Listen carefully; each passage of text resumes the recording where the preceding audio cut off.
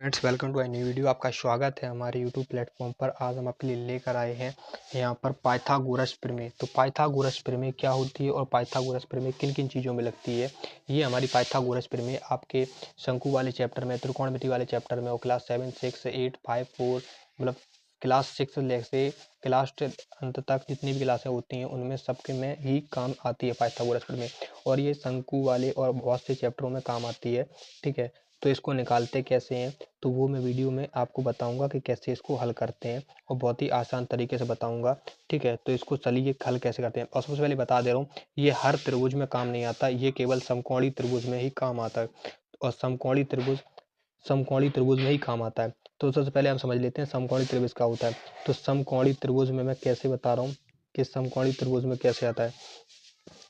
ठीक है, समकोणी त्रिभुज में हमेशा क्या होता है, समकोणी त्रिभुज में कोई ऐसा दो लकीर बनी होगी और इसमें 90 अंश का कोण बना होगा। ये जो 90 अंश का कोण बना है, इससे ही आपको पता चलता है कि समकोणी त्रिभुज। और किसी लोगों को समझ में नहीं आता है तो मैं बताता हूँ, दो भुजाएं जो ऐसी करके लंबवत फैली होंगी, एक दूसरे के लंबवत खड़ी होंगी, उनके बीच 90 अंश का जो कोण बन रहा होगा, ये 90 अंश का कोण बन रहा होगा। ठीक है, तो इस टाइप से आपको, या फिर ऐसे आपको और बता दे रहा हूँ, ये अगर ऐसे अगर कम फैला है, ठीक है, तो ये इसको बोलेंगे हम 60 अंश। ठीक है, ये 60 अंश, ये 70 को लेकर 60 अंश ऐसा होगा। ठीक है, 90 से अगर कम है तो ये समकोण त्रिभुज नहीं होगा। ठीक है, अगर मान के चलिए एक ऐसे मान लेते हैं, और जैसे कि ये ऐसी एक रेखा आपकी ऐसी हो और एक रेखा ऐसी हो, तो ये आपका इतना बड़ा कोण हो गया। तो ये अंश आपका 90 से ज़्यादा है, ये मान लो 120 अंश हो गया। ठीक है, तो ये 90 से ज़्यादा है तो ये समकोणी त्रिभुज नहीं है। समकोणी त्रिभुज कौन कौन से हैं? ओनली समकोणी त्रिभुज ऐसे ही आपका इस टाइप का मिले या इस टाइप का मिले तो ही समकोणी त्रिभुज है। ठीक है, या फिर और ले लेते हैं, यहाँ पर इनको मैं मिटा देता हूँ। और जैसे मान के चलिए यहाँ पर कैसे होते हैं कोण, जैसे जैसे ये एस खुला हुआ है। ठीक है, ये त्रिभुज, तो इसमें कहाँ पर समकोण बना हुआ है, यहाँ पर केवल ये एल टाइप का बना हुआ है। ठीक है, इसमें समकोण है, इसमें समकोण त्रिभुज ये आ रहा है। ठीक है, और जैसे 2, 3, 4 टाइप के और लेते हैं क्वेश्चन, मतलब और एग्जांपल बताता हूँ। जैसे जैसे यहाँ पर ऐसे कोई समकोण त्रिभुज बना हो तो इसमें भी ये समकोण है। ठीक है, अब ये इतना है और ये, अब ये आप बताइए समकोण त्रिभुज है कि नहीं। लिखिए, ये इसका कम है 90 से, ये भी 90 से कम है और ये भी 90 से कम। तो इसमें तीनों में कहीं पर भी 90 से ज़्यादा, 90 से कम ही है, 90 से ज़्यादा, 90 से ज़्यादा भी हो सकेगा तो भी नहीं होगा, 90 से कम रहेगा तभी नहीं, 90 फिक्स होना चाहिए। तो आई होप आपको समझ में, पहचानना आपको आ गया होगा कि समकोण त्रिभुज कैसे पहचानते हैं।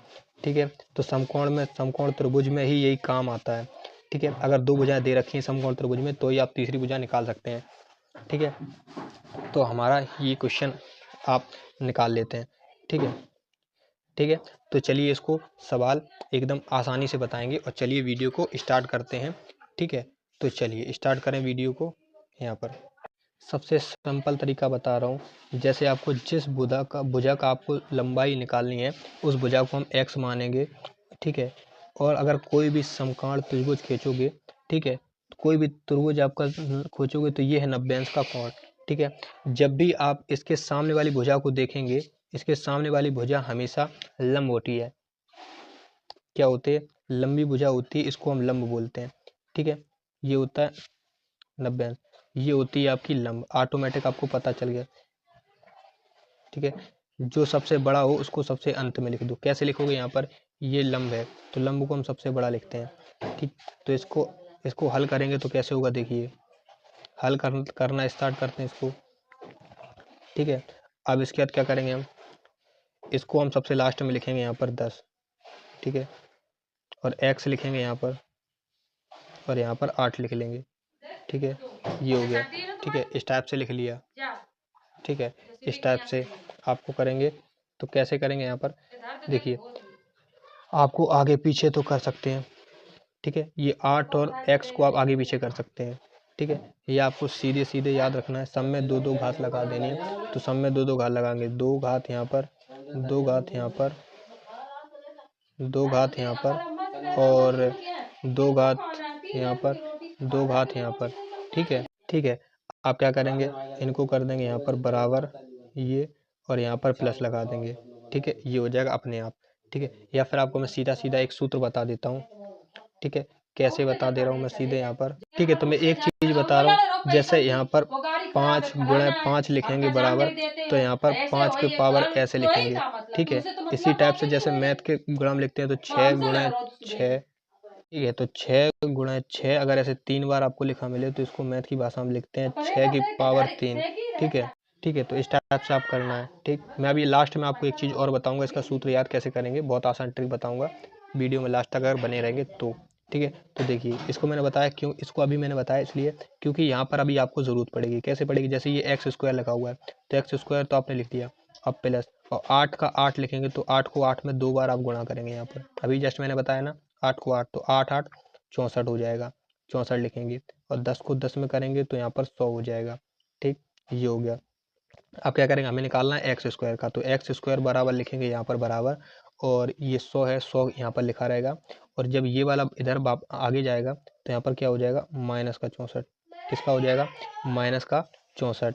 अब 100 में से माइनस जब 64 जाएगा तो एक्स स्क्वायर बराबर यहाँ पर आंसर क्या आएगा, ये आएगा आपका 36, कितना आएगा 36, ठीक है। 36 आ गया, तो x बराबर मान क्या निकलेगा, x बराबर अंडर रूट, इसमें अंडर रूट चढ़ जाएगा और ये हो जाएगा 36, ठीक है। तो या तो आप ऐसे कर सकते हैं, इसको क्या कर सकते हैं, ठीक है, x बराबर 36, या फिर 36 अंडर रूट में लिखा हुआ है, अब रूट में अगर कभी 36 लिखा हो तो यहाँ पर 6 लिख देते हैं, और ऐसे तो आपको बता रहा हूँ, यहाँ पर रूट में 6 लिखा है तो इसको 4 कैसे लिखा, ठीक है, ये 4, ठीक है। तो जैसे यहाँ पर 36 लिखा हुआ है तो 36 को यहाँ पर गुणनखंड करेंगे तो यहाँ पर कैसे होगा, ये लिखा कैसे जाता है वो बता रहा हूँ। तो 2 का एकम 2 एकम 2, 18 बार में चला गया, अब ये 2 से कटेगा तो दूनी में 18, ठीक है। फिर से यहाँ पर दे दो, अब 3 से काटोगे 3 तिरका 9, 3 एकम 3, ठीक है। अब इसमें कैसे किया, कैसे मैंने ऐसे किया है कि इसमें अभाज्य गुणनखंड 2 मैंने 3 बार 1 ले लिया और 2 बार 1 ले लिया, और तो यहाँ पर 2 1 ले लिया और 3 1 ले लिया, तो 3 दूनी 6, तो यही 6 आ गया। इस टाइप से आप समझ में आ गई ना, बिल्कुल इस टाइप से ही क्लियर करना होता है, बिल्कुल आसान लिखते हैं, ठीक है। एक्स बराबर ऐसे लिखते हैं, ठीक है।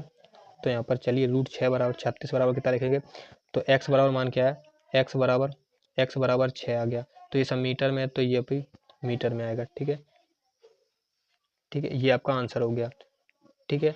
सेंटीमीटर है तो सेंटीमीटर लिखेंगे, यहाँ पर क्या लिखेंगे, यहाँ पर सेंटीमीटर है तो सेंटीमीटर ही लिखेंगे, ठीक है। तो आई होप आपको वीडियो समझ में आई होगी, तो वीडियो अच्छी लगी तो वीडियो को लाइक कर देना और चैनल सब्सक्राइब करना। मिलते हैं आपको ऐसी मजेदार वीडियो के साथ में, ठीक है।